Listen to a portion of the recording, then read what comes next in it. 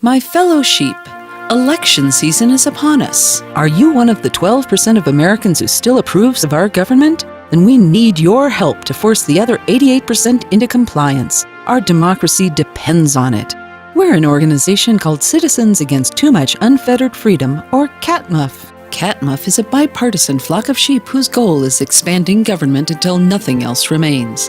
Because the government is here to help you. How can you help CATMUF help you? By only voting for candidates dedicated to expanding government. It's easy. You don't need to study the issues. No matter what a politician says when running for office, they're all dedicated to expanding government. And make sure you tell all your friends and family to vote for more government. Here at CATMUF, we don't care if you vote Democrat or Republican, as long as you vote for candidates committed to growing our federal family. CATMUF, 'cause folks just aren't smart enough to handle real freedom. Hey everybody, it's Jeremy, and I just wanted to give you a little note before this week's show. What you are about to hear is a recording I did for the Freedom Feens. It's a solo episode I did, but it's actually not going to be out on the air yet before I put this out on my feed. So you guys are actually going to get to hear this first. So it's actually structured very much like one of my own shows anyway, but I had been scheduled to do a Fiends recording last night with Diana Kyler. Unfortunately, she has been under the weather for quite a while. Her voice is not in great shape, so she had to bail out. And I had been talking with Michael W. Dean anyway about doing some more shows, and he was asking me for a show this week, and I told him that I would try to give him one whether Diana was able to show up or not. And he and I had also discussed in the past me doing a solo episode. So I figured since I was going to run with a solo episode this week anyway, I could probably use it for my show, because as great as I've been at keeping the Seeds of Liberty ahead of schedule, at the time of this recording, we are still actually 2 weeks ahead. And as great as I've been about trying to keep up with the insanity in my life and all the crap the town keeps throwing at me and my kids, and juggling everything else I do, I actually managed to fall behind on recordings for episodes for this show. And I had planned on doing just a solo episode this week anyway, after I had Kyle Turnblazer on last week, and Daniele Bolelli the week before, and Mary Ruart the week before that, and Danilo Cuellar the week before that. You know, I had a great string of guests, and I had planned on just doing a solo episode this week anyway, and was probably going to do it on what's going on with my life, which is what this Fiends episode turned out to be anyway, so I figured it couldn't be more perfect. With that being said, I will let you guys get started with the show. I hope you enjoy it, and I'll catch you next time. Peace.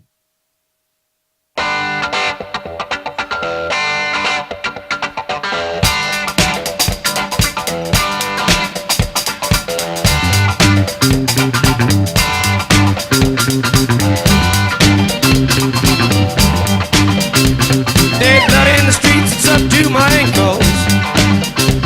Feet flat in the streets, it's up to my knees. Feet flat in the street, the town of Chicago. Feet flat on the rise, it's following me. This is the Freedom Feens, broadcasting from Pod Bay, formerly known as Sit and Stay, 82 feet above sea level, at intergalactic Get Me the Hell Out of Here studios.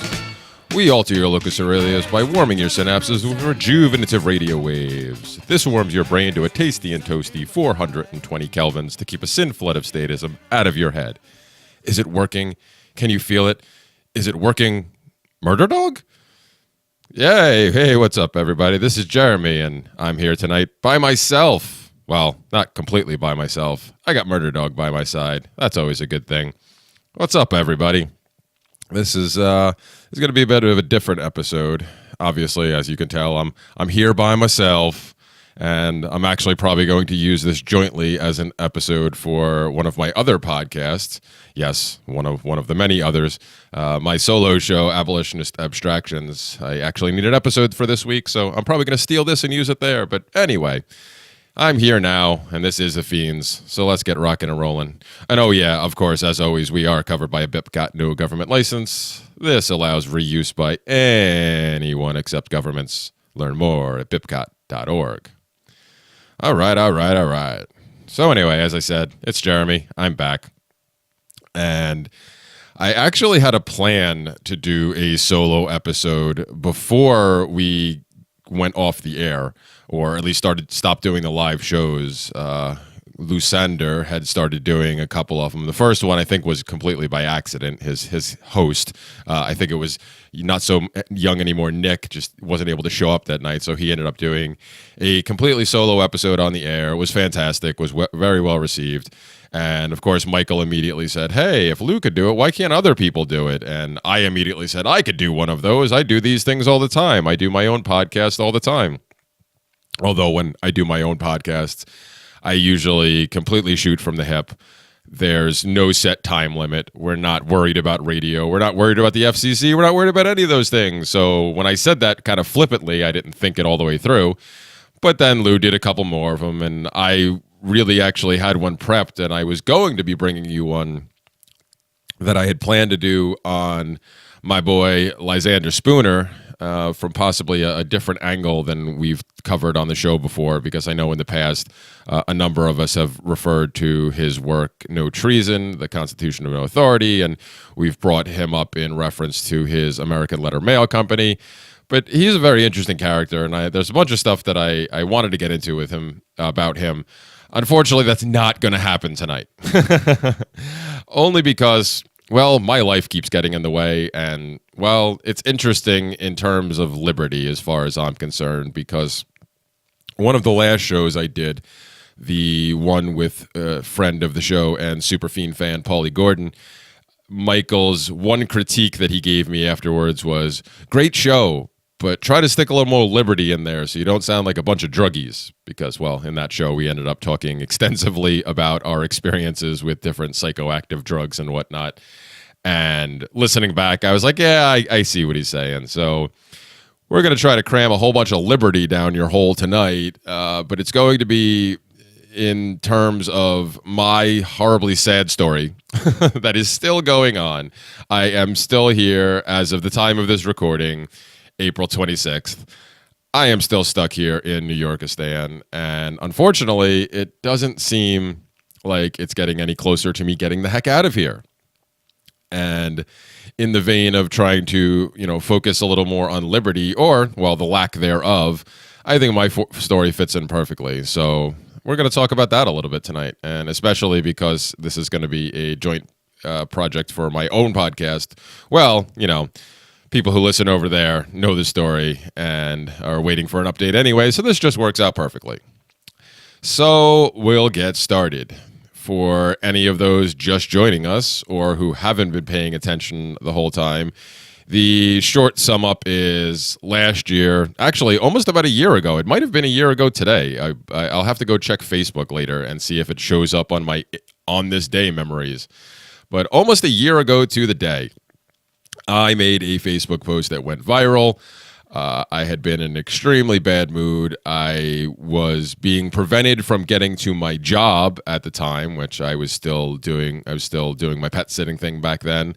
And despite taking every possible precaution, despite rerouting my day, despite doing everything backwards in order to accommodate what I knew was going to be a problem, because there had been an announcement. We had received phone calls at our houses from the town that they were going to be shutting streets down for the funeral of a agent of the state.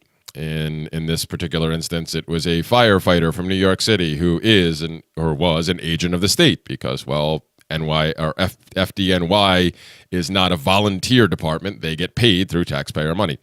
So anyway, I was already agitated because these type of things, no matter who it is, the fact that certain government officials get this extra special treatment when they die has always bothered me, because number one, they're getting all of this paid for by the town or county or state, whoever it is. And who actually is paying that? Well, the taxpayers. Because all of the friends and family that work in the government as well, they don't actually pay, because their taxes come out of the tax money that's already taken from us. It's that whole plugging the surge protector into itself and calling it an electricity thing. That's, when government officials claim they pay taxes, well, your tax money is actually coming out of the tax money that was already stolen from us. So you're just paying from the same trough. It doesn't really work that way. That's not how math works, unless, well, you're doing Common Core. Well, then I guess it makes sense. Anyway, so these type of things have always bothered me, and on that particular day, it bothered me even more because, well, like I said, I knew it was coming. I rerouted my day because, unfortunately, one of my stops, one of the dogs I had to visit, was right in the heart of this area that they were shutting down for all sorts of traffic. And so I rerouted my day, did everything I could to avoid this mess. They ended up running overtime, and of course, with no notification. And by the time I got down there, things were such a mess. But there was firefighters from all over the place, New York City, Nassau County, just wandering up and down the street, like a 4-lane road, a major thoroughfare in the area, wandering up and down it, taking selfies as they were leaving the service.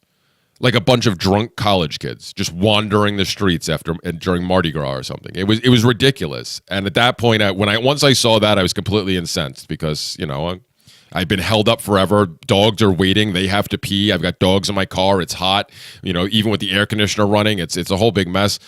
Once I saw that, I lost it because I was like, this is what we're being held up for, so they can have a party in the middle of the street? Anyway, I made a post. It went viral. And, because I used the word parasite to refer to agents of the state, and a poo storm came down on me, and everybody and their mother wanted me dead. I was reported to every possible alphabet soup agency you could think of, and some other ones that were created on the spot just to report me to, I believe.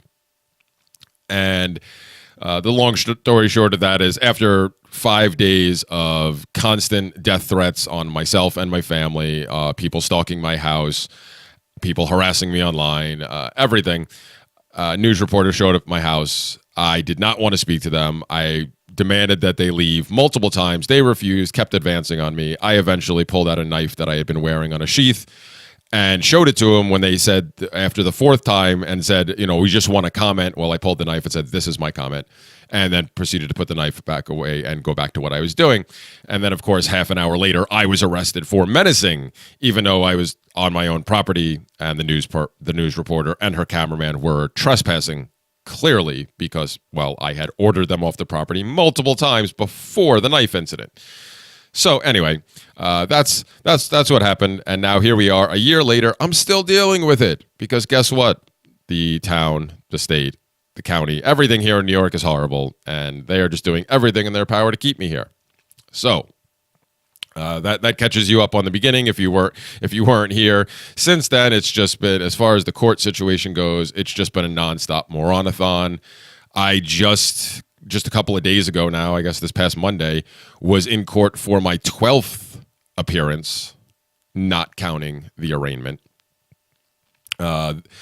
Appearance number 12 was part 2 of the pre-trial hearings. Like, that's as far as we've gotten in a year. We've gotten to the pre-trial hearings because, well, the local government, the law system here has done, again, everything in its power to try to force me, as they do with so many people. They try to force you into a plea bargain. They don't actually want to go to trial with most of this stuff. They don't want to waste their time.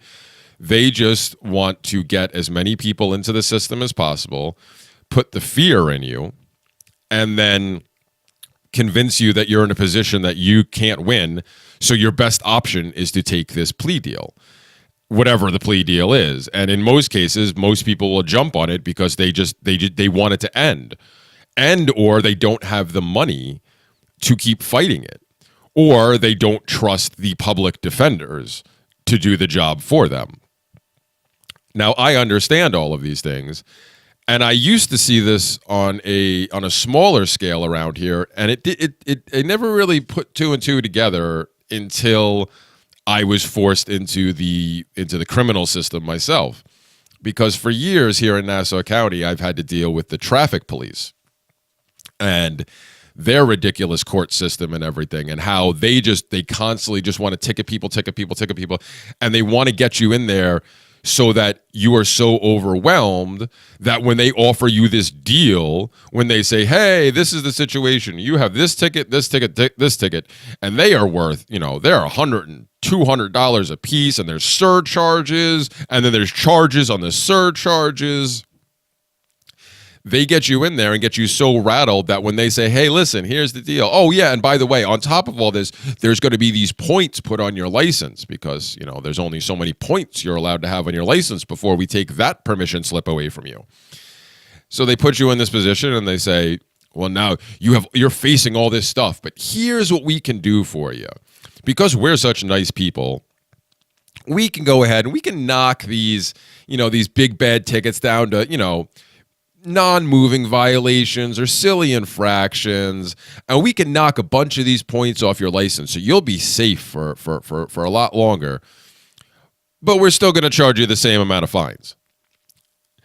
And after a couple of rounds of this when I was younger, it didn't take me very long to figure out, all they really care about is the money. Because if they're willing to wipe away these supposedly horrid crimes, like if you receive some $200 plus ticket for running a stop sign, even though you were the only one present other than the cop who pulled you over. There was nobody else at any of the intersections. You were not a threat of hurting or injuring or killing anyone. There was nobody around for you to possibly hurt or kill. If they give you a $200 ticket for that, and then tell you, oh, listen, obviously these fines have to be this high because, you could kill somebody in that situation, and we're trying to deter people from doing that. So obviously, if we raise the fines high enough, it'll deter people.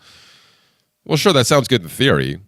But then you get into the courtroom and they tell you, hey, listen, this is what we're going to do for you. We can knock this down, and you're going to end up with a seatbelt violation. But you're still going to owe us $200-something. After a couple of times of that, it's like, oh, yeah, it's not about safety. They just want your money. They literally just want your money. And I've now found, I should have known this, and I guess on some level I did, but being immersed in it myself, now I realize that that's really all the criminal system around, at least, I'm sure it's the same pretty much everywhere, but around here, I now know for sure that that's exactly what it's about. Because here we have this situation. I was clearly on my own property.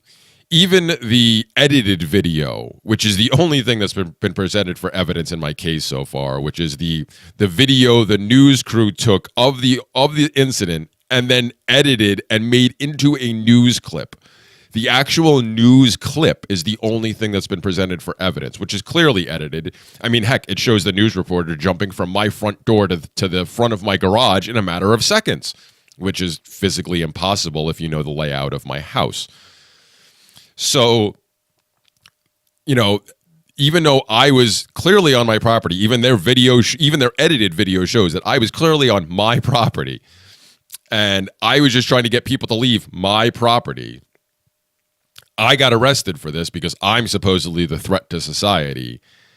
But despite this horrible threat that I pose, not only was I given, a low bail, which, actually in my situation, it was still high because I had no record before. I've never, I was arrested once when I was 16 and that thing was expunged.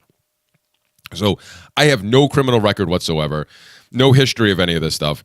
And they only gave me bail in the first place. I learned after the fact because the judge that particular day during the arraignment was just nailing everybody because a couple of the public defenders I heard walk out after the fact and mutter, "This is insane." Like, they were talking to their clients and I heard them as I was walking by say, "I'm really sorry. This shouldn't have happened. Your situation shouldn't even have warranted bail. It never does. I don't know what was up with the judge today." So a whole bunch of us apparently got hit with pretty hefty, what would be considered hefty bails.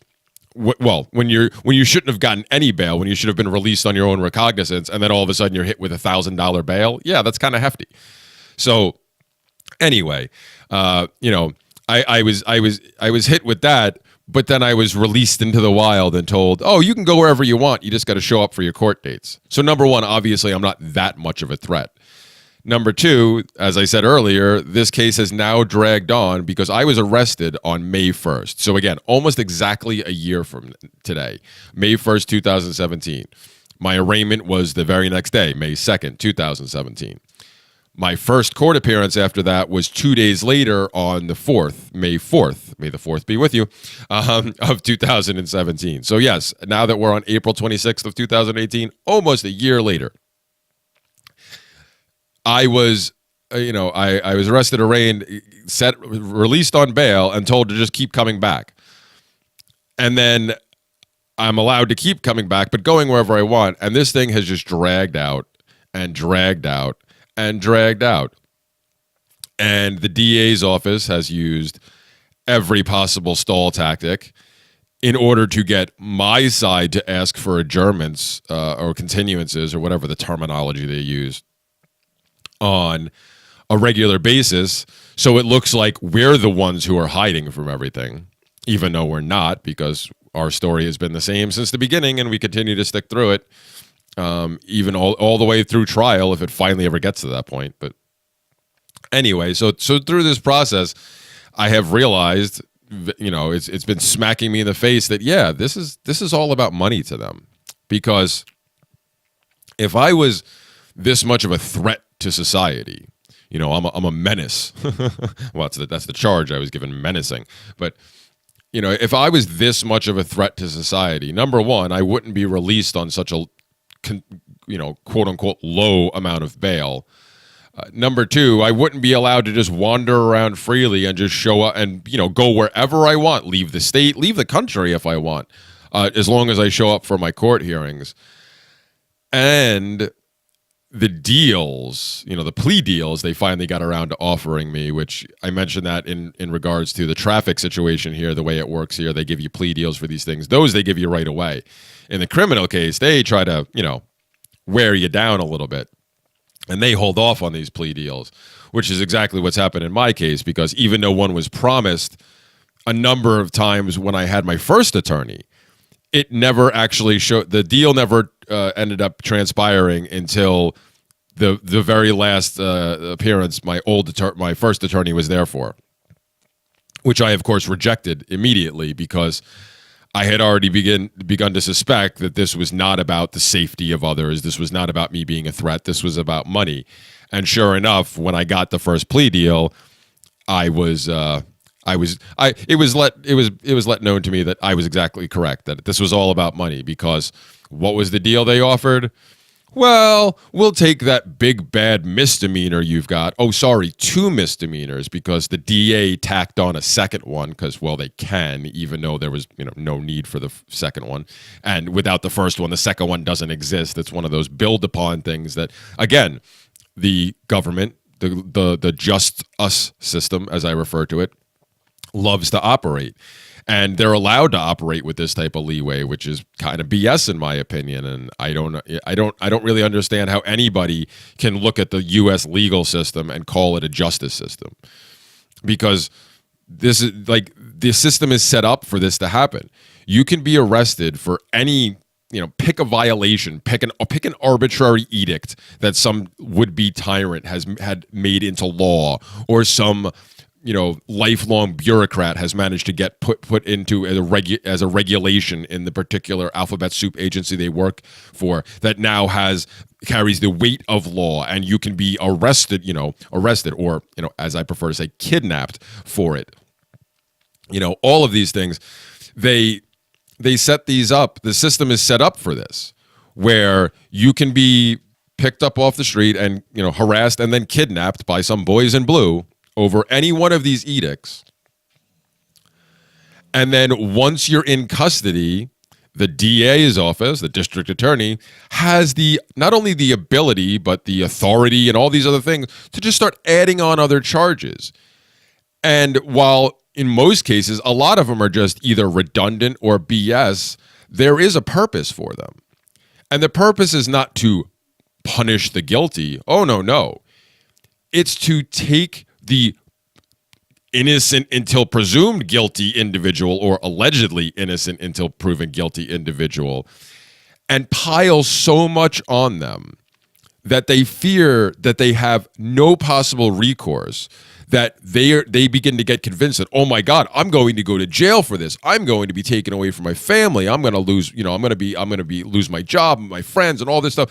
They put the fear of this in you so that when they come dangle these plea bargains, which usually they try to, they entice you by saying you're going to avoid jail time, because that's usually what most people fear the most, is obviously being taken away from their family and friends and being put in jail for indeterminate or whatever, determinate amount of time. But a lot of times it's just, well, you'll be in there till we say you're in there. That obviously strikes fear in a lot of people. So they dangle that in front of you, that, oh, we'll take away the jail time, but we'll add all this other stuff on. But most people, all they hear is, oh, no jail time? Okay, great, I'll take it. And a lot of people jump on it. And that's why the system is allowed to continue. Because the reality is they trump up all these other charges to put you in this position so you will take the plea deal, because most of those plea deals do still involve you having to spend some amount of money to give to the state, where, back to the traffic thing, it's all about revenue generation. And this was proven to me in my specific case when the aforementioned plea deal that took forever to come down finally came down. And guess what? It was all about the money. Even though I am now technically facing 2 misdemeanor charges, because the DA, on top of the menacing charge, the DA tacked on criminal use of a weapon, which doesn't exist without the first one, because the weapon in question, even according to the police on the scene, was perfectly legal for me to be carrying. It's just the fact that I showed it to somebody on my own property who wouldn't leave after repeated demands to do so. But other than that, it's a perfectly legal knife. It's under the quote unquote legal limit they've set for lengths of knives here in the state of New Yorkistan. So it's a BS charge, but its design is to get me in a position where I'm like, oh no, now I'm facing 2 charges. Oh no, the maximum penalty is a year in jail for each. So, oh no, I'm facing a possibility of 2 years in jail. That's what they want people to think. Even though, again, in my particular situation, completely clean record, no priors, none of this stuff. In every other circumstance, this would be like an open and shut case that even if I was found guilty, like, the reality is jail shouldn't be a possibility. Like, probation would be the most likely, which is another BS thing I'm gonna get into in a little bit. I'll try to bookmark that and remember that I need to get back to that. This situation with probation around here. But that's what it is. They want to be able to scare people, because it's like, oh no, you're going to go to jail. Well, we can keep you out of jail by doing this. So, the deal that I was offered, and I think I may have talked about this on the air before, I'm not sure, but I've been advised so many times by different people that I shouldn't be talking about this stuff, but I don't even care anymore. It's been over a year. This is just insane. And I think I've let this loose anyway before, so I'll just repeat it now. But the deal they offered after all this stuff was, obviously the second charge that the DA tacked on will magically get wiped away just as magically as was put there in the first place.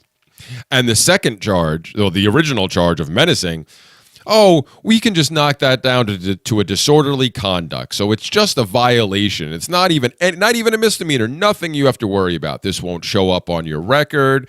If you go to apply for a job, you don't have to put this down, because most applications ask if you've been convicted of a felony, or some of them will ask if you've been convicted of a misdemeanor. In this case, I would have nothing to worry about, because you've only been convicted of a violation. So don't worry about it, sir. But in order for us to give you this wonderful deal, we're just going to have to ask for a few things in return. Number one, because of your situation, you're going to have to attend anger management classes. Now, on its face, this seems silly to me, but I also understand why it's used, because a lot of situations, people are upset when things happen to them, so they look like an extremely angry person, although in my case, I am an angry person. We've talked about this plenty. I'm the angry young man. Or not so young anymore, but hey.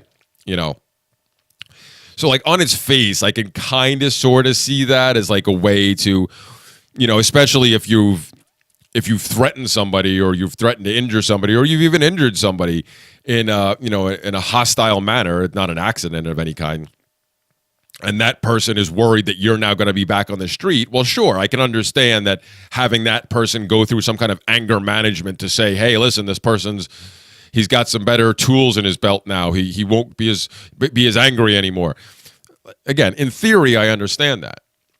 In practice, it's horrible because, number one, most of these things are just BS. Most people just go through them, sit through them, and want their paper signed at the end and don't give a rat's behind about the techniques they're taught. I would probably fall into that camp. But even worse, what I found out in this situation is I would be charged for these classes. I would have to pay a fee in order to attend the classes. Now, I can't be sure because I haven't looked into it, but I'm willing to bet that somehow, some way, the town of Hempstead or the county of Nassau somehow gets a percentage of that fee, even though it's supposed to be, used for the person performing the anger management class. If they're not a straight town employee or a county employee who's hosting that class, then I am almost positive that even an independent contractor would still be giving a percentage back to the state for this money. So they want their money. The second condition was that I would have to do an yet to be determined amount of community service. Well, again, community service on its face, I don't have a problem with. Volunteer work, not at all. My uncle used to run a restaurant back in the day, and he used to do soup kitchen type stuff on different holidays, and I would always go help out in those. And I've done other volunteer work when it comes to animals in the past. And I would be more than happy to do some in the future.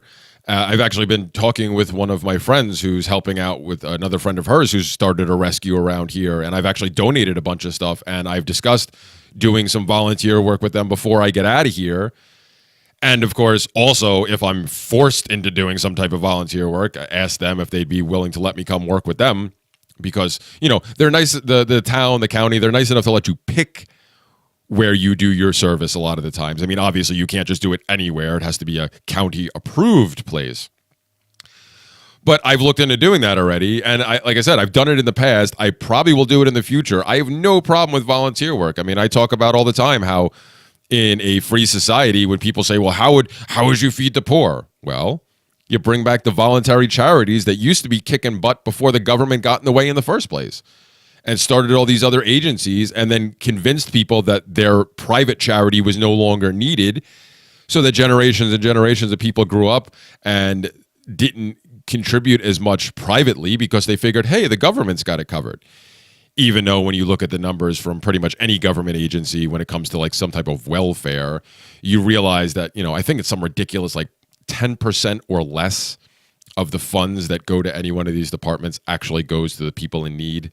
The rest, the 90+% rest of it is all for administrative BS, and it doesn't actually get to the people. So, private charities, that's where it's at. It's where it used to be until government said, no, you can't do that anymore. You need to jump through all these hoops because we're the ones who can provide it for everybody. So, like I said, I don't have a problem with charity at all. I think it's a great thing, and I've been very lucky through this whole situation that people have donated to me and my family because of the situation we've been put in. And I'm extremely grateful for that. So, voluntary charity, I have no problem with. What I do have a problem with is, number one, being ordered to do this charity work. So I'm being told under the ultimate threat of, well, when it comes to most government laws, under the ultimate threat of death, because if I resist doing this and then they try to put me in a cage again and I resist going in the cage, well, then they are, quote unquote, allowed to shoot and kill me. So under the ultimate threat of death, I would be forced to give my labor away. That in itself is a big problem for me because, it goes against my principles. But on top of that, I also learned that they charge you a fee to do the community service. There is something ridiculous like a per hour fee charge that you have to pay for every hour of community service that you've done. So not only are you expected, or not only are you forced to give your labor away for free, you are then told that after you were forced under the ultimate threat of death to give your labor away for free, you have to pay a fee to have given. So you actually have to pay to have done work that you are not getting compensated for. And again, I didn't look all the way into the numbers, but you got to believe that most, if not all, of that fee money is going directly to the town of Hempstead or the county of Nassau. In either case, it's going back into the government coffers. Why? Because they're generating revenue. So, here we go. I've been given this wonderful plea deal where they're going to spare me the need to go to a trial and spare me the possibility of me being taken from my kids and put in jail for 2 years. Only if I go ahead and plead to something else I didn't do and then accept these conditions, which so far the first 2 conditions have included more money. Condition number 3, I'll let you guess. It might have something to do with, guess what? Money, of course, because the third condition in my situation was an undisclosed amount of fines. Not only was it undisclosed, and now we're just talking straight money versus, do this work and we're going to charge you for it. Take these classes and we're going to charge you for it. No, this is straight, just give us money. On top of those, there's also surcharges on top of those fines. Now, I never got a money figure on any of this because, of course, despite being handed the same crappy deal multiple times, they never disclosed how much the fines would be. I was never notified how much the fees are for these other things that I have to pay. But in the end, it doesn't matter because to me, I just look at it and say, it's BS. It's all about revenue generation. You can see it very clearly. That's all they care about. I'm clearly not a threat to anybody in this community as I was deemed to be originally because, number one, like I said, I've been allowed to walk the streets freely with just having to pay the bail originally. And I'm allowed to come and go and do as I want. And,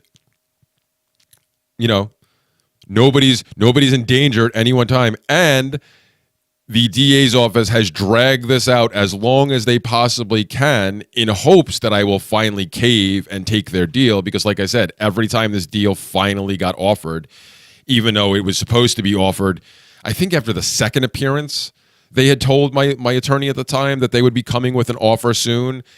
And that offer didn't come for months after that because they purposely waited until minutes before the last court date, the next court date after they offered it or they said they were going to offer it originally to play some games and claim that they needed more time now, or something else came up, and then they've actively ducked both of my attorneys on numerous occasions after telling them, "Oh yes, we'll get together next week and try to work something out," and then they purposely ignore phone calls and then wait, and then don't have any contact with my attorney until right before we go into the courtroom. All these stall tactics. So clearly, I'm not a threat to anybody. Clearly, this is all about the money, and that's all that all they really want, and that's the way it is with most of the so-called legal system. It's not about your safety, folks. It's not about putting the bad people away. Although sometimes it happens. Sometimes, say, a murderer, somebody who's actually murdered somebody who's actually raped somebody who's actually stolen property from someone and not returned it. Sometimes, these things happen. And sometimes these people get caught. And sometimes these people go through the system. And sometimes they are punished for the crimes that they committed. But number one, even in those situations, a lot of the time, no victim is being made whole. Even in robbery cases, people get their stuff stolen. Oh yeah, we caught the guy. Oh yeah, he's going to jail. He's going to spend X amount of years in jail. Woohoo! And then you talk to the victim. Well, did you get your stuff back? No. Is there any talk of getting your stuff back? No. So has justice been served? Most people blindly go, yeah, the guy's in jail. It's like, well, no, the victim's still the victim. The victim's not been made whole. That's why in a, free society, I would much prefer to see justice, systems of justice and legal systems or whatever you're going to call them be built around the idea of restitution versus just throwing somebody in a cage and saying you're being punished, because that's how you make a situation better. Somebody steals your purse and you have all your worldly possessions in there, or they steal your wallet, they steal your money, and you're left with nothing. Well, yeah, the guy going to jail, that's great. He won't be able to do it to somebody else, but what about me? What about my money? In a just system, there would be restitution. The person wouldn't be put in jail. I mean, they might be if the community around them deems them to be like incorrigible, like they just keep doing this no matter how many times we try to get restitution from them. They end up going to steal from somebody else, or they end up doing this to somebody else. Like, now we have to think about getting this person out of the community permanently. That's down the road. But in the interim, like the first time it happens, putting them in jail doesn't do anything for the victim. But having that person do some type of work to pay back, or at least give, if they can't give back directly what they stole, work it off, that's a much more fair system. That's a much more just system. Because now, instead of being locked in a cage and being told you need to think about what you did because you're now being separated to society and you can't come back to society until you think about what you've done and we let you out of here. Instead of doing that as a form of punishment, which should be able to be well known by just about any study you see all across the world, like the rates of recidivism in a lot of these cases are very high, because just putting somebody in jail for X amount of years and then kicking him back out into society doesn't do anything to change the person's perception of what is right and wrong and what they should be allowed to do and whose property they should be allowed to touch. It doesn't change anything for them. If anything, it makes it worse, because now they've been removed from society even longer. They feel like even more of an outcast. They feel like they have even less of a choice but to act on their instincts, which is how they got in that situation in the first place.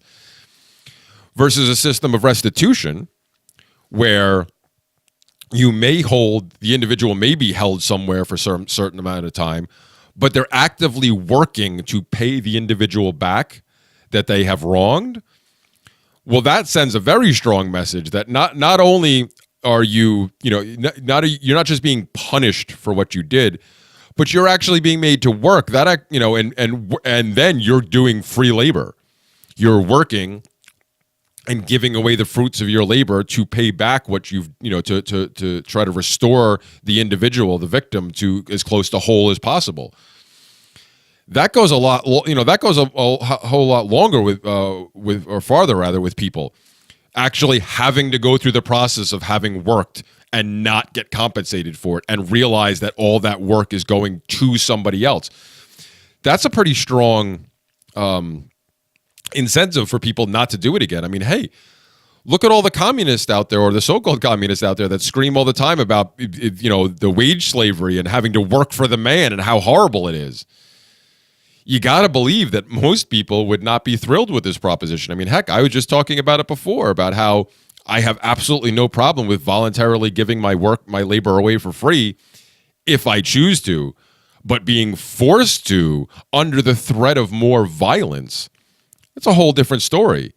It just makes me mad, and it makes me want to get through what I have to get through just to get it over with, not because it's going to make anybody else better off, or not because I'm going to learn a lesson, just because I want it over with.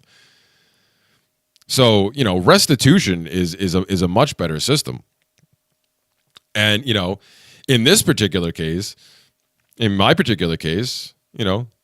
is there any restitution possible? Well, for me, you would think, because I'm the one who keeps getting screwed here. People came onto my property, refused to leave my property, and then I'm the one who's being punished for it. That's not justice, people. But even if we had a more just system, like, if somehow this managed to happen in a just world, then how would you compensate these so-called victims of my aggression? I didn't even come anywhere near them. I said some words like, how do you make somebody whole who's been scared? It's silly. That's really what it comes down to. That's how silly this whole thing is. Unfortunately, I can say silly right now, but in reality, it's not, because this is my life that's on the line, and I'm still having to go through all this stuff because, well, the state, it just wants its darn money. Like I said, that's what's become very, very obvious to me through all of this, is that's all this is about. It's just about the money, because they, fines, charges for this, charges for that, whatever. It's just all about getting the money for them. So I'm clearly not a threat, because they would not allow me to roam freely and just let me keep walking after every court appearance if I was a danger to anybody. The town, the county, the judge, the DA. Well, I'm not sure about the judge yet, but the DA, pretty much everybody else is also aware of the fact that I am actively trying to leave this state, that I'm trying my hardest to get my family the heck out of here. Number one, because I hate this place. But number two, in this particular situation, this means that I'm definitely not a threat to anybody around here, because I don't want to be here. But unfortunately, like I said earlier, the legal system, the court system, is not the only thing that's holding me here. The other thing that's still trapping me here at the current moment is trying to actually sell my house. And that has also been an absolute nightmare.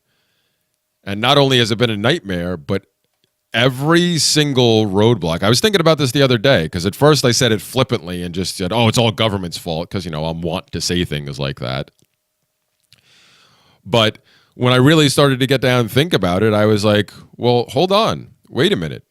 This really is, like, everything I've run into, every problem, every roadblock, everything that we have run into that has kept the sale of this house from going through, which it should have gone through already. Like, it should have been done weeks ago. But every single thing that has kept us from selling the house has had to do with government. Whether it was directly the government, the local government getting in our way, or it was some regulation that some other entity believed they had to follow, which in turn kept us from doing things. Those regulations were put in place by some government, whether it was the state government, the federal government, whatever. Every one of these problems has been a government problem. So I know some people originally thought that, even my real estate attorney tried to accuse me of playing victim early on, when I kept saying, man, all these things keep coming up. This is insane. And he tried to tell me that I was just, playing a little bit of a victim there, because this is quite commonplace. This always happens. There's always holdups, blah, blah, blah, standard operating procedure. You're just going to have to be patient and wait it out. Well, as time has gone on and more BS has been thrown in our path, I even got my real estate attorney to admit the other day that maybe, just maybe, I might have a point about thinking I'm being politically targeted in some way, because of the holdups with this process have just been above and beyond what's considered normal standard operating procedure for the lazy and incompetent people at the town of Hempstead. Because it all started off, I'm still going through this process. Like I said, this has been going on for a year now. And as anybody who's listened to the Feens or any of my other shows for the years prior to that, you're all well aware that I've been trying to get out of New York for years now. It all came to a head after the incident last year, even though this was my plan all along. My plan had been to shut down my pet sitting business at the end of this past year and be getting the heck out of here in 2018. That plan was in place even before being arrested, even before the viral Facebook post, months before that. Like, everything had been put in place. It was just a matter of timing. So I've been trying to get out of here. So this all, everything happened. I've been dealing with the court stuff. Once I had, somewhat of an idea of where we were headed with the court thing, I said, okay, well, now I have to officially shut down the business, and then we have to start making plans to sell my house and get the heck out of here. So I attempted for a couple of months to sell it on my own because I, read some things online and found out, oh, you can actually do these things. You just have to do this and blah, blah, blah. So I half-heartedly tried to sell my house. I didn't even bother to get it listed, even though I did learn that despite being told by numerous real estate agents who I think were just trying to get my money, I actually can list a house you can list a house on your own. You just have to pay like a couple $100 fee to have it listed on the MLS listing, for a month or 3 months or whatever it is. But I decided to try not to go that route because, we have money situations around here and we're trying very hard just to save as much money as we can just to get out of here. So I said, hey, we live on a relatively busy street. I'll just throw a sign out there and see what happens. And a lot of people said, oh, you're crazy. But sure enough, because of where I live, we were getting a couple calls a week, easy. Literally just by putting a sign in front of our house that said for sale by owner, not listed anywhere. You couldn't find the information about it anywhere else other than driving by my house. And we got a number of calls. And we actually had one guy that I thought we had a deal worked out with. And we were about to start entering, like he had his lawyer ready. I had my real estate attorney ready. And we were about to start going into contract. And then he flaked and bailed just before Christmas, which was disheartening, but I got over it quickly because I realized, okay, well, this, it was too good to be true that I did this all on my own, and then some guy just randomly came by and said, "Hey, I see your house. Hey, let's work out a deal." And then we shook hands, and then that would have been way too good to be true. So I was bummed for a little bit. I was upset with the guy because he kind of led me. You can back out of deals like that. That's totally fine. But like when you stay at somebody's house and shake their hand and say, "Hey, this is the deal I want. Let's make this happen," and then you try to pull some BS later on, claiming that there's issues with Christmas bonuses that you have to pay your employees, even though you knew full well that we were talking about not making this deal happen until just after Christmas. Like you knew the entire time that Christmas was going to come into play. So I think it was BS, but whatever. I got over that and said, all right, now we're running shorter on time. I still have this stupid legal thing hanging over my head, but we need to get the house taken care of. I need to sell this because I can't be paying for it anymore until, we're trying to move. We're trying to relocate, start a new life. We need money for that. We're not going to be staying here. I don't want to keep paying for a house here. We got to get rid of this house. Plus the fact that my daughters and my so-called wife, Jen, I love you. I say that all the time. We're not officially married, but I call her my wife. Whatchamacallit, they have a place to go to. They have a place to stay. So they will be okay. So it's just me that I have to worry about. So if it's just myself and Murder Dog that I have to worry about, we can handle ourselves. We can camp. We could we could sleep on couches. We could do whatever we need to do to save money. As long as my kids are taken care of and Jen's taken care of, we're okay. So I was like, that was the position I'm in. All right, we got to sell this house. As luck would have it, one of the clients that stuck with me through all the BS last year and continued using my services even after I had closed my company down is a real estate agent. So I went and talked to her. I said, listen, I tried to do this on my own. I really don't like the idea of giving money to agents in this particular situation. I think it's, no offense to what you do for a living, but I think this is just kind of middleman BS that, it isn't necessary. And she looked at me in the eye and said, yeah, you're kind of right. But it is easier this way. And I thought about it for a second. I said, you know what?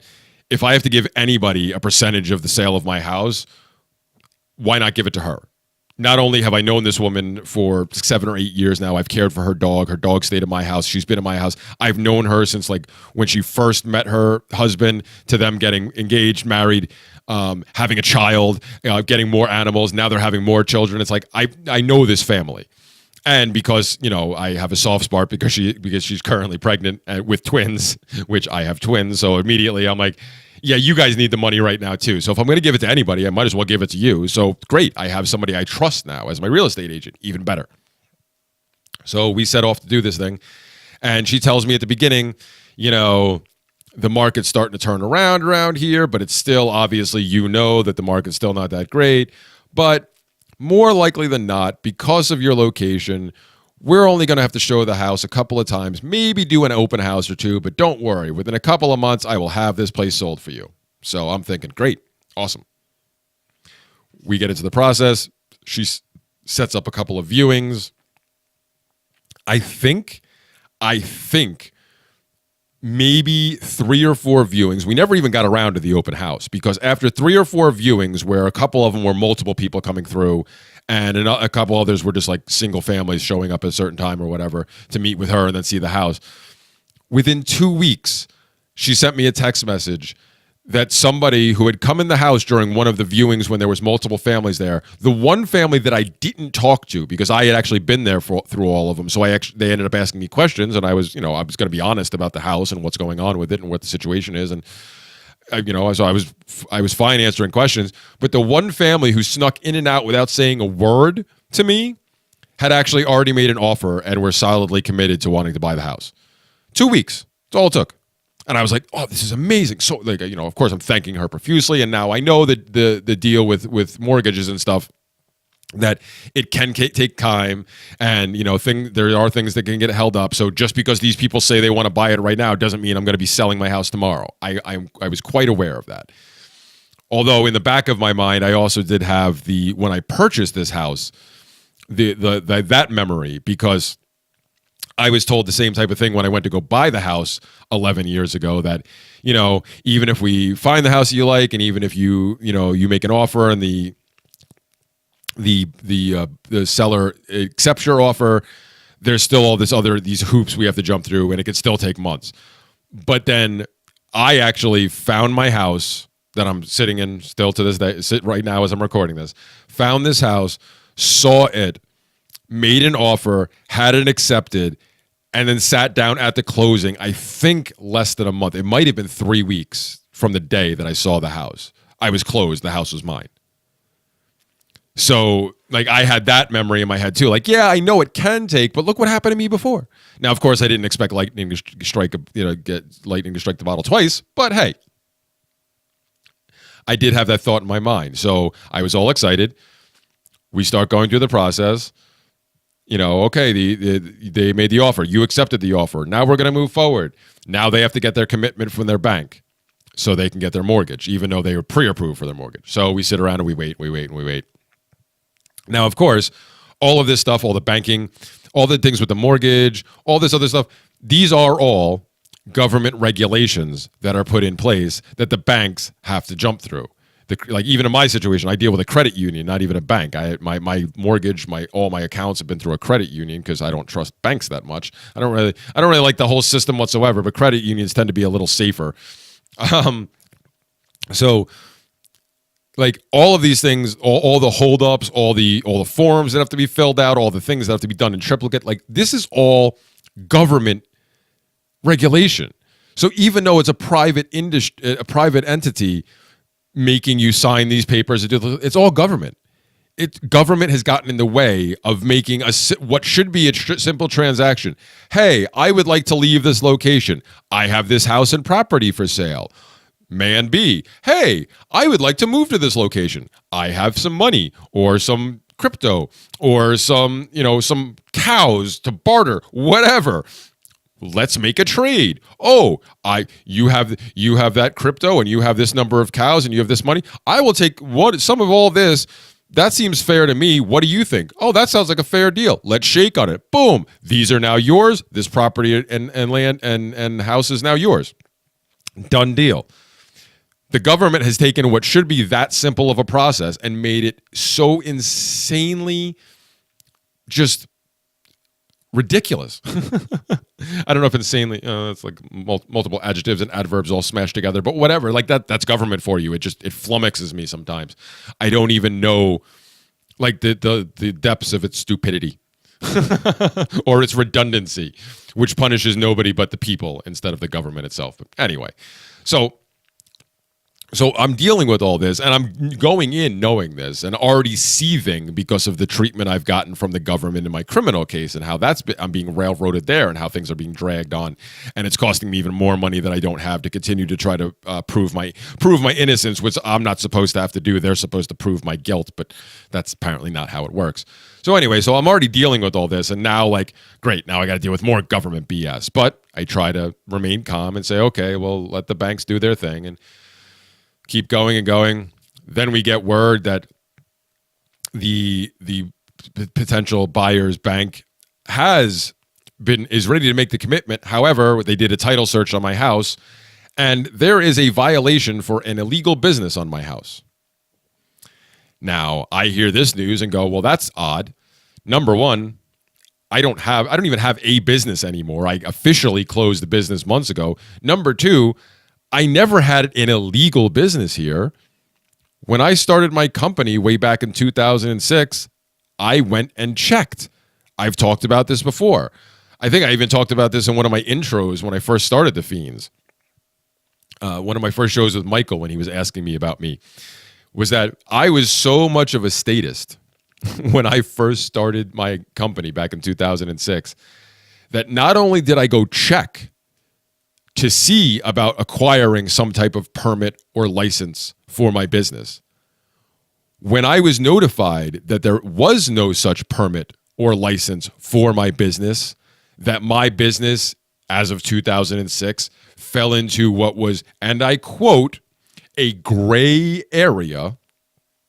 And that quote came from the town clerk at the time and the head of the building and zoning department, two people who I would be intimately connected with if I needed to get a permit or a license, because the town clerk handles all the permits and licenses, and the head of the building and zoning department handles all of the stuff as far as my house if I am now a business and I have to get my house zoned differently. So, like, these are the two people in the town that I should definitely be talking to about this. I did. They told me I was in a gray area and that I should just keep kind of quiet, but keep doing what I was doing because I wasn't actually doing anything wrong. But like I said, I didn't just go to find that out. When I found that out, I actually tried to get permits and licenses implemented. That's how much of a statist I was. That's how much I wanted to follow the rules. That's how much I wanted to make sure that my business was as ironclad as possible, that nobody could take it down over some BS. I wanted to jump through every possible hoop. Not only did I want to jump through every possible hoop, I wanted to create hoops for me to jump through. So, like, I took this very seriously when I started my company, despite the fact that I was, laughed at and mocked a lot by some of my friends early on, saying, dude, you want to walk dogs? Really? That's how you're going to make money? And of course, a couple of years later, when I was able to show them what I was doing and how well I was doing, they all just, kind of grumbled and said, fine, you were right. But I wanted to be legitimate when I started out. So I went through all these. I tried to create my own hoops. So for me to be told later, like years later, that I was running some type of illegal business was just insane on its face.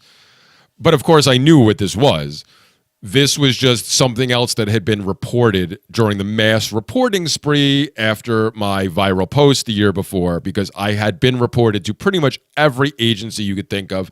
I mean, I was even reported by two people, not just one, by two. Two separate people reported me to the Secret Service for threats against Donald Trump because they found a picture of me wearing a shirt that was actually taken before Trump was elected, but the shirt made by former fiend Davi Barker that says, "Kill the Precedent." Not president, precedent. Precedent. Clearly says precedent. Two idiots reported me to the Secret Service because they obviously can't spell and thought I was threatening the president. So I knew I had been reported to like just about everything because I had gotten calls or notifications from a lot of different agencies. I had even gotten 2 letters from the town building and zoning department. However, neither of those was about any illegal business violation. They were about the lack of a permit for the second bathroom, which I was quite aware of. I knew was going to be a problem once I did try to sell the house, but that's something, and I think I've talked about this in the past before. We threw that bathroom together literally as my kids were being born.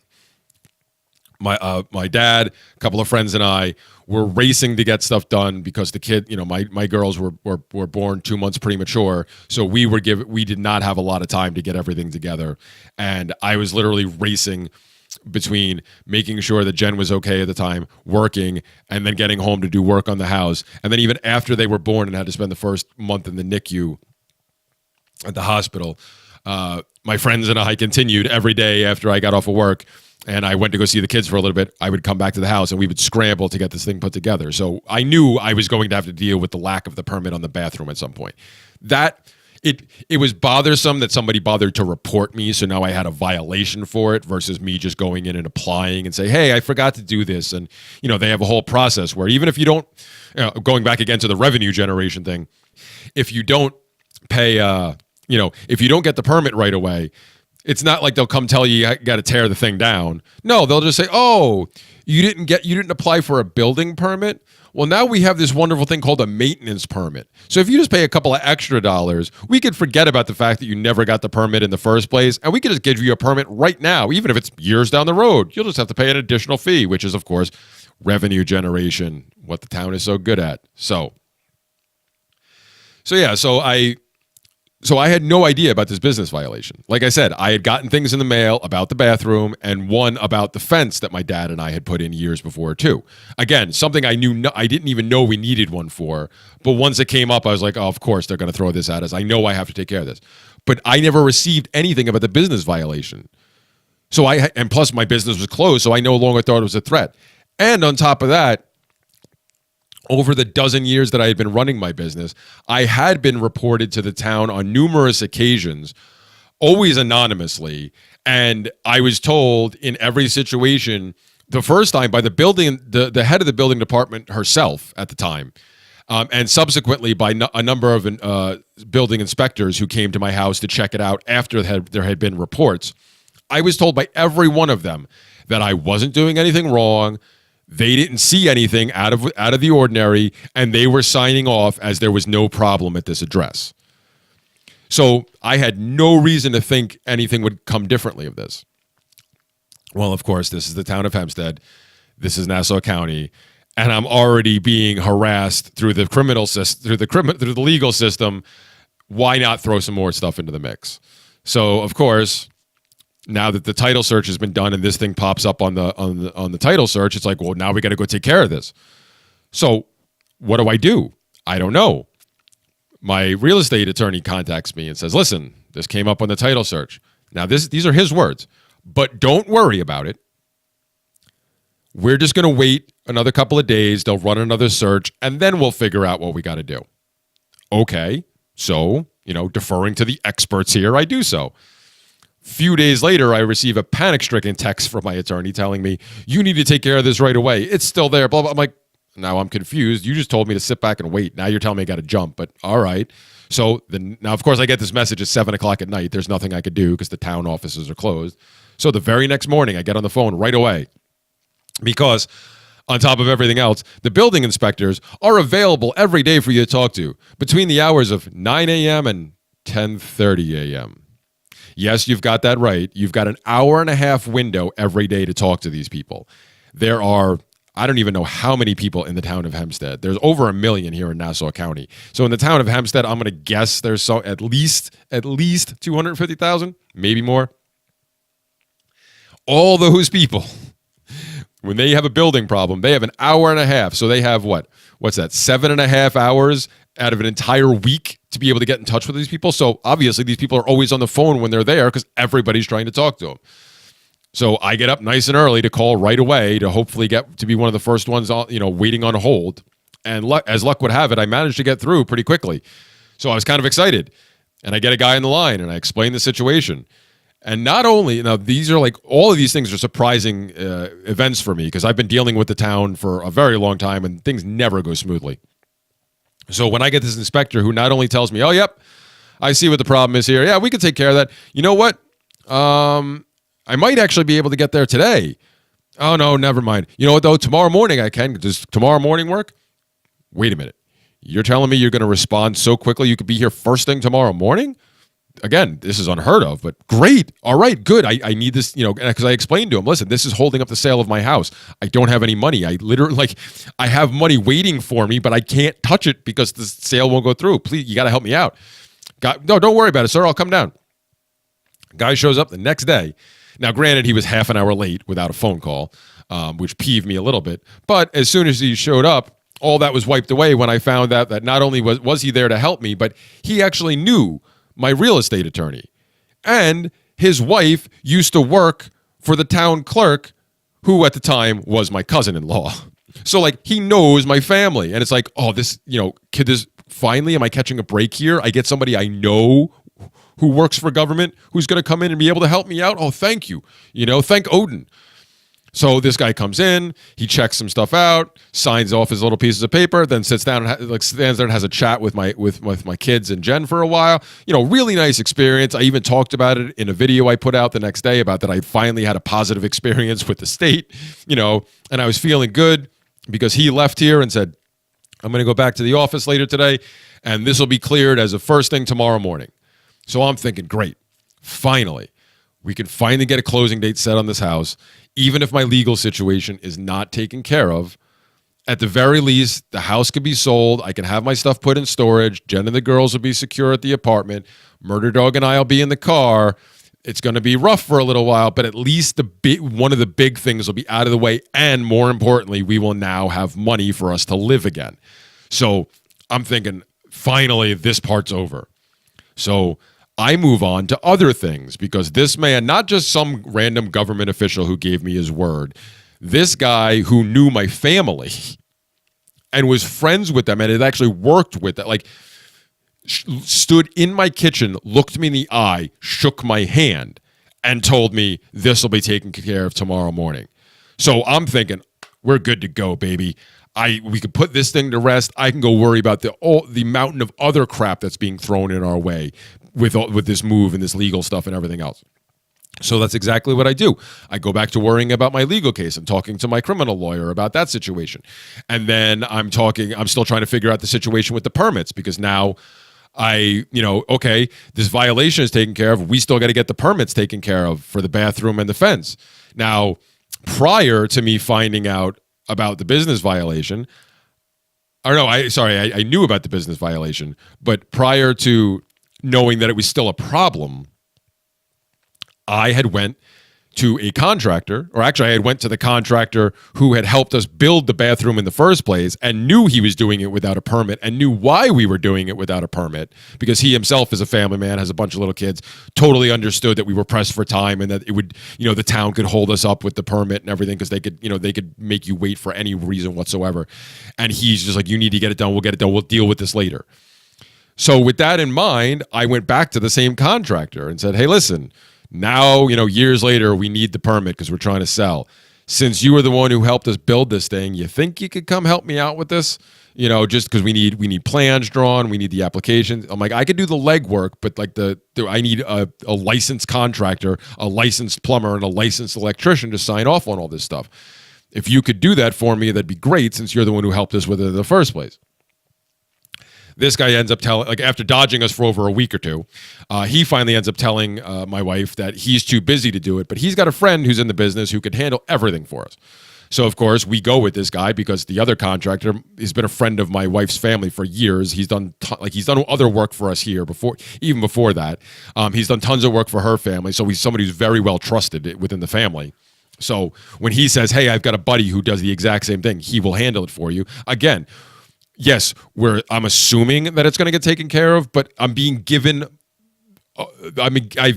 somebody's word of the word of somebody I trust already. So why would I think that it is going to be a problem? So the guy comes over, we talk about everything. He understands the urgency of the situation about how we're already under contract. This is, we need to get this done. I want to get out of here, yada, yada. He totally understands, or at least he tells me he understands. Walks out of here, tells me he's going to write up a proposal for what needs to be done, how much will be, how much I owe him, and in what interval I owe what money, all yada yada yada, and then he'll send it to me. We'll sign it. We'll get started. I say great. He emails me a day later. He emails me the proposal. Everything looks good to me. A little pricey, but again, I'm like, okay, I can deal with. We can figure a way out to do this. It's saving me all the legwork. I don't have to run back and forth to the town. I don't have to make all these copies. I'm going to save myself some money on that regard. So okay, fine. I send him an email back, said, hey, listen, man, looks great. You spelled my last name wrong, though. If you send me a new copy with the correct spelling of my name, I will sign it and bring it to your office immediately, and we'll get going on this. Days went by. I never heard from the guy. I kept emailing, hey, what's going on? Never heard back from him. Finally, I found his number and I called his office and I'm told, oh, nobody checks those emails. I'm like, then why did he send me an email? If you send somebody an email with questions in that email, don't you, and no mention of, hey, call me instead to answer these, wouldn't any normal person assume you should just email this person back? Anyway, that's all finally cleared up because, apparently nobody uses the email, but fine. Can you send me the correct copy? So, of course, the woman tells me she's going to do this. I think she's emailing it to me. She ends up sending it through the mail. So after the next day, I still don't have it. I call her back. She's like, oh, I mailed it out. I'm like, now I have to wait for it to show up through the U.S. Postal Service, a town away, which sometimes can take 6 days for some inexplicable reason. I'm just going to come down there. Can I do that instead? Oh, sure, you can come down there. So I come down. I sign the paperwork in their presence and hand them the deposit money and say, okay, let's get rocking on this because we need to get, I need to get this done. Yep, we understand, sir. Don't worry about it. We have this taken care of for you. Okay, great. So again, I go back to dealing with everything else I have to deal with, figuring out the packing situation, figuring out which moving service, like all the other stuff that has to be done, plus trying to spend time with my kids. And at this point, I was still helping out some clients working-wise, so I was still working part-time. So I was still trying to do all this stuff, but here I have the contractor who I believe I can trust because he came highly recommended. And then I have the guy from the building department, which I don't like the town at all, but I've been told I can trust because he's friends with family members of mine. And so I think those two things are the last two things I have to worry about. Unfortunately, those were the things I should have been paying attention to the whole gosh darn time. Because what ended up happening was the contractor, despite the high recommendations and the promises that he was going to get it taken care of, and the understanding that he showed that how urgent my situation was, did absolutely nothing for 3 weeks. I called him after 3 weeks when I found out that everything else had been screwed up and be like, hey, I haven't heard from you. What's going on? And he had literally done the plans for my house the day before. So he had just sat on them for 3 weeks. And and then he ended up telling me that basically I wasn't a priority. Some other things had come up, and at that point I lost my mind and yelled at him and told him to do his job.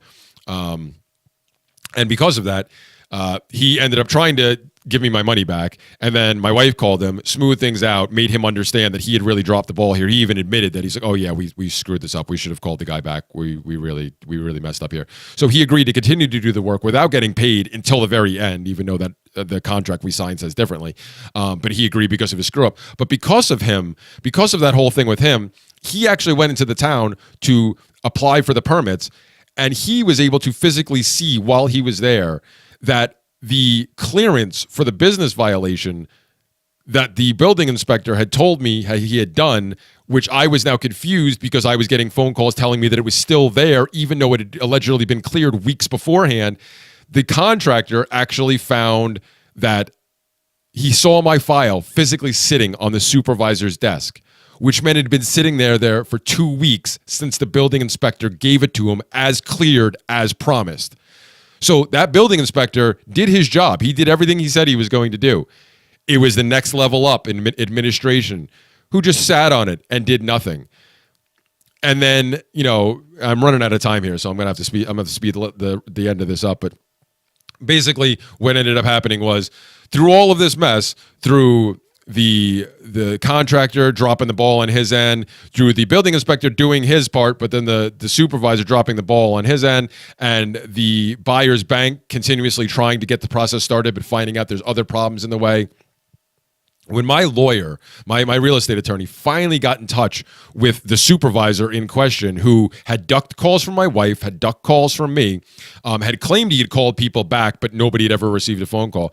When we finally got in touch with him only a couple days ago, he told my real estate attorney that actually the business violation had been clear this entire time. Now there was a problem because there was applications for permits. And it's like, of course there's applications for permits. You told us in no uncertain terms that we couldn't do the permits until we cleared the business violation. To which the guy said, oh, no, that's not true. So basically, we just got lied to by every single department. We would talk to one department. We were told this is what we have to do. We would go and do that. And then we would call back and be like, oh, no, you had to do this first. It's like, but you told us no matter what we're told to do, The next time around, we're told we have to do something different, but they act like they never told us the first thing, or that we were crazy for doing the first thing. It's like, you're the ones who told us to do it. So in the end, once again, as I'm going to start wrapping up here, it is now, at the time of this recording, April 26th, 2018. I officially signed the contract to put my house under contract somewhere towards the end of March. The cutoff date for that contract, because it's 45 business days, is May 15th. So 2.5 weeks, little over 2.5 weeks away from now, I have to get this thing hammered out. And last I heard, my real estate attorney was going to be trying to contact the buyer's attorney in hopes that we could get this thing hammered out without the permits being done until after the fact, which I've been told is standard operating procedure in a lot of cases, but the buyers do have to agree to this. And as I told my attorney, as much as it'll kill me, if the buyers back out at this point, I don't blame them one bit. Because the town of Hempstead has done everything in its power to make this the most horrible, with the exception of the one building inspector who knew my family. Everybody else has done everything in their power to make this the most impossible and horrible experience. And why anybody would want to move under the jurisdiction of this town at this point, I have no idea. I mean, I'm hoping they do, because if this deal falls through, and then I still have this house, and I have to start trying to sell it all over again, my family and I'm especially, my family, like the girls and Jen should be all right, because they have her family that will take care of them as long as I'm not around. That's a whole nother story for a whole nother show. But as long as I'm not around, they'll be taken care of. So, it's just going to be crappy for Murder Dog and I, because we're going to end up being in a house that we literally can't afford to pay for. And then, like I said, having to start this whole process all over again. It's just going to be a nightmare, and we may end up getting evicted before that actually ends up happening. They may end up foreclosing on the house before I could pull all that off. So I'm really hoping that this ends up going through. But like I said, I don't blame these people if they back out, because the nightmare of the government around here, just like they've been able to see it now firsthand, or at least secondhand, how insane the government is around here and the hoops they make people jump through for what's supposed to be your own property. So that's my story, and that's where we are right now. Like I said, it's April 26th, 2018, almost exactly a year from the date when this all started as far as the legal situation, and the housing situation is still ongoing, but in the end, they're all government-created problems. So what's the solution? Get government out of the darn way and let people do their stuff. Let people engage in business. Let people engage in trades. And then life will be a lot happier, folks. I guarantee it. Anyway. Well, on that note, I think time's about out, so I will get wrapping up. But first of all, I do want to thank everybody for listening. This was obviously my first attempt at a solo Fiend show.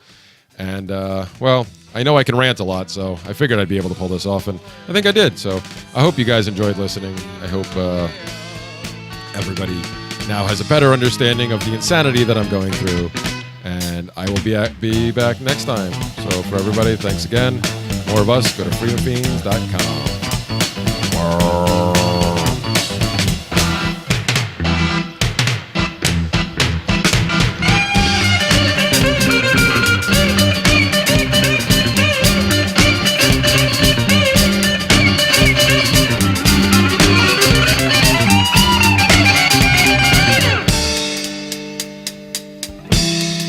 Indians scattered on dawn's highway bleeding.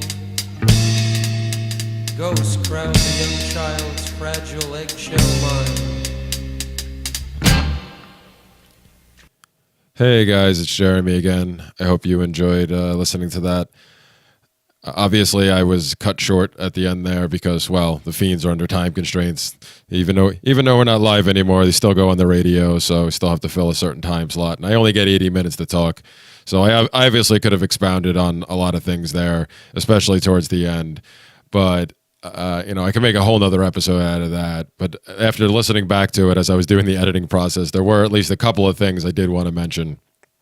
Number one, when I was talking about the whole idea of restitution, if I seem to be fumbling around, I realized that as I was listening back, it's for some reason the word retribution had totally left my vocabulary during that recording, and I just couldn't think of it. So every time I wanted to talk about the ideas of restitution versus retribution, I had to like fumble for a sentence to like formulate because I couldn't think of the darn word.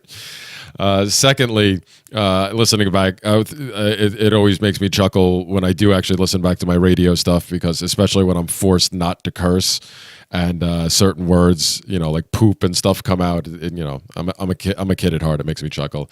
And lastly, most importantly, though, is one thing I have been taught by Michael W. Dean and has been pounded into my head over and over and over again is to not bury the lead. Number one, and also number two, to not leave stories hanging. If you go in a direction and you say you're going to get back to it, make sure you get back to it. And this is actually ironic because the Fiend fans aren't going to get to hear this, or at least the straight Fiend fans, because that show got cut off at 80 minutes, and only the people who listen on my feed are going to get to hear this part of it. But anyway, somewhere earlier on in the story, when I was talking about my legal case, I mentioned something about probation and how I was going to get back to that later and how it tied into my particular case, with like the threat of that hanging over my head, especially for me, which that is, I've been told by multiple, not just my two lawyers, but multiple other people in this local government and other, like, the legal profession, like, probation is the most likely punishment for me if I am found guilty at trial.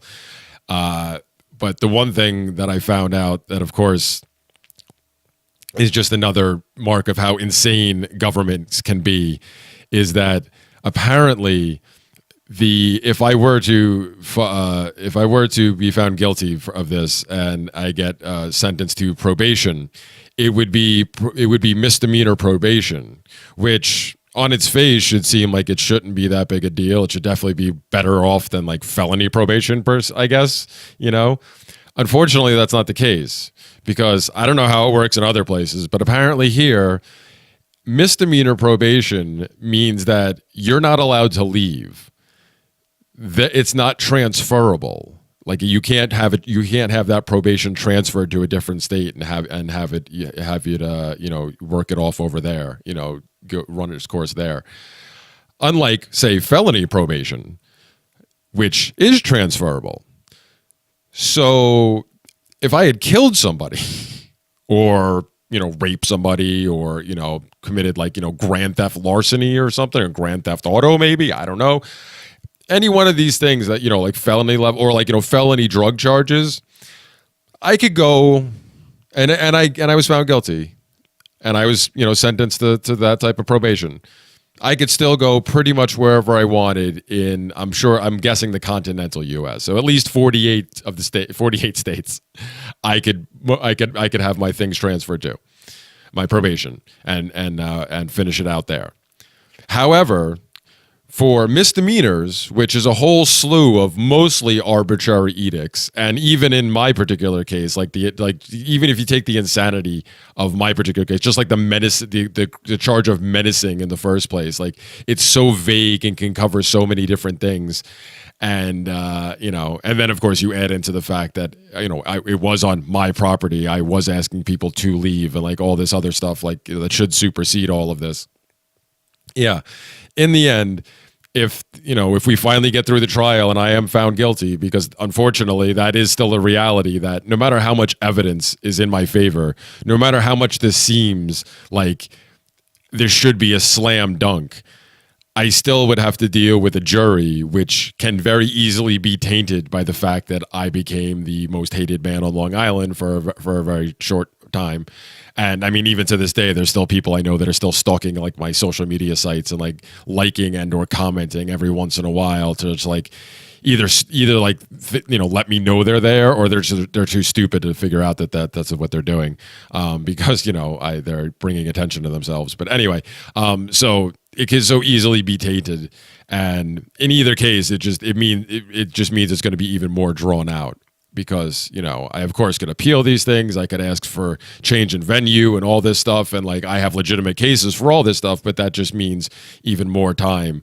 So, all in all, it's a horrible, horrible experience to have to go through.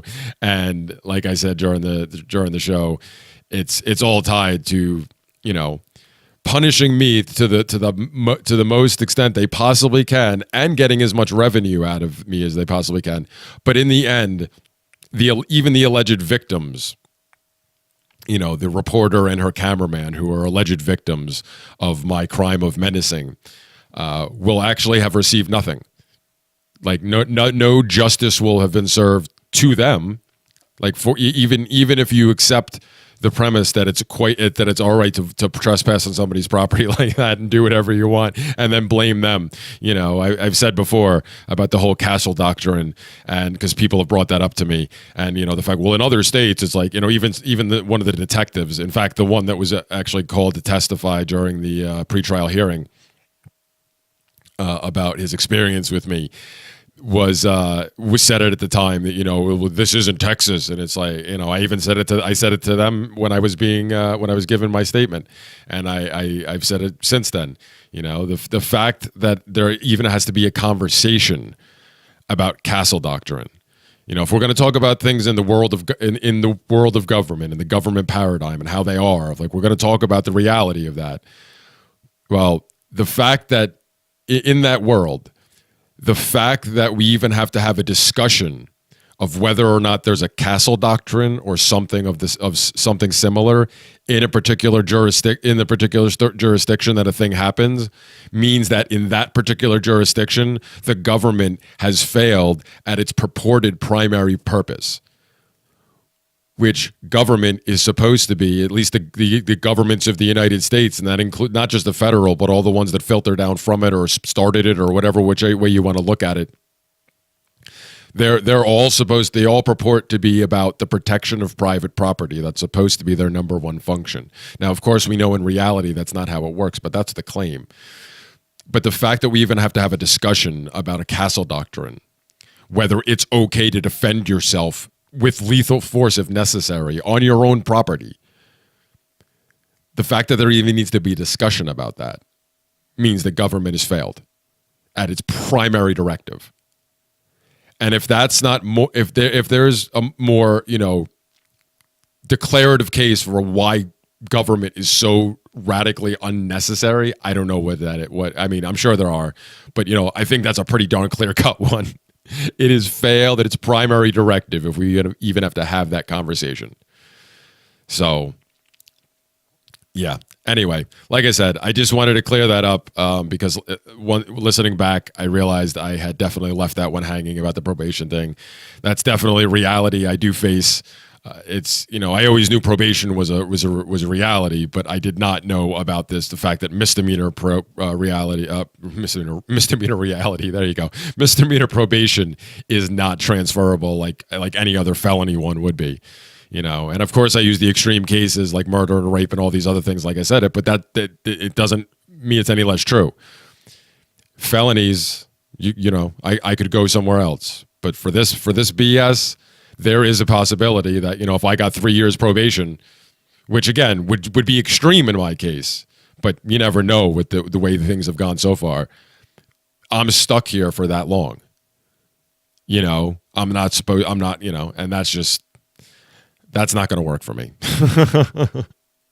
So I hope it doesn't come to that. But anyway, I did just want to clear that up. So once again, thank you everybody who listened to this, and especially understanding that whatever else I left hanging, it's only because it was the time constraints of the Feens. But I definitely wanted to clear this up. So thank you again for listening, and thank you for all of those who stuck through, not only listening but through the outro, and then listen to this whole thing. Thanks again. I'll catch you next time. Peace, y'all. This is Daryl W. Perry, host of Free Talk Live. This November, I'll be running in the world's biggest and most popular marathon, the New York City Marathon, and I've accepted a spot on Team Innocence Project because I'm a passionate supporter of their work. Since 1989, 353 people in the United States have been exonerated by DNA testing, including 38 who pled guilty to crimes they did not commit, and 20 of whom served time on death row. The Innocence Project provided direct representation or critical assistance in 180 of these cases. With your help, the Innocence Project can help even more people who have been wrongly convicted. As part of Team Innocence Project, I'm raising awareness about wrongful convictions and raising funds to help free the innocent. I've already paid the race registration fees. However, to secure my spot on Team Innocence Project in the New York City Marathon, I need to raise $3,500 by November 1st. You can support the Innocence Project and help me secure my race entry by going to run.freetalklive.com.